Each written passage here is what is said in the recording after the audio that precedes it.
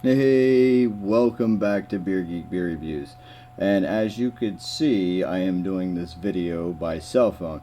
So you may experience a little bit of shakiness in the video, but I'm trying to do my best. I am having serious PC issues, and I'm doing this strictly by my cell phone. So with that said, let's go ahead and get into this right now. I had a request from a viewer of mine that wanted to see me do a view of the Guinness Blonde and the Black. You can't see that very well. I'm trying to show it off. It is a silver label.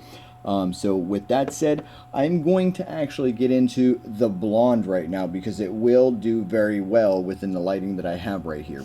So with that said, let me go ahead and pop said beer open. Sorry for the shakiness again. And get into said beer. This one here is done in the Americans. Here it is. It is popped open. And it is coming up very, very quickly.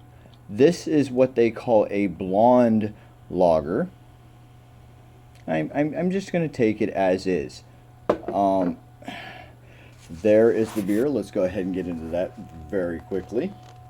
Look at that, man. That is a lovely looking blonde lager with about a fingers and a half to 2 fingers worth of a head. Now let's go ahead and pull this up, get a aroma on it, shall we? I'm smelling a lot of cereal notes in this.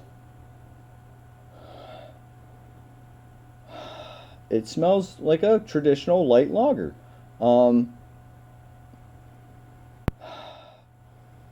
Again, very sweet, loads of cereal notes. Just a very fragrant cereal note lager. With that said, let me go ahead and get a taste on this, shall we?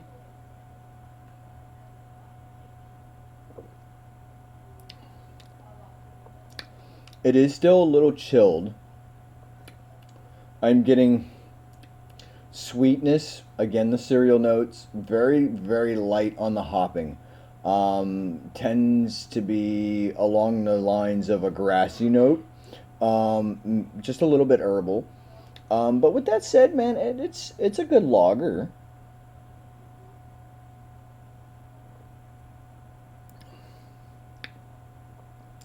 I imagine with this type of beer that Guinness is trying to mimic or get into the AB InBev or Miller Coors style of beers, because this beer here it just kind of is resembling of a light lager, or like kind of like a Budweiser, Miller, Coors, traditional beer. There's not really much that is, how could I say, special about it.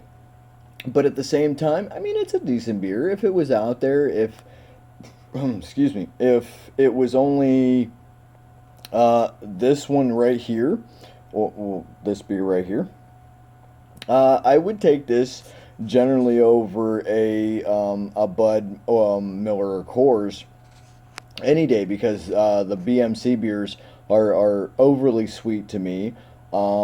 They have less in flavor than this beer, but with this one here, I mean, this was traditionally part of their. It says American lager. This was part of their transitional period, or to get into the game. Uh, I know this was actually made here in America. Um, Finest Mosaic. So they used Mosaic hops and Willamette hops. It says right here. I don't know if I'll be able to focus in there. There it is. Oh, I had it. There it is.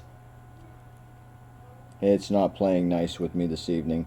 But those hops right there, Mosaic hops, Mosaic and Willamette.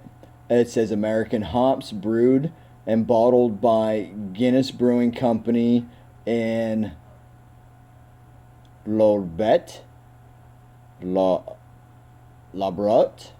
PA.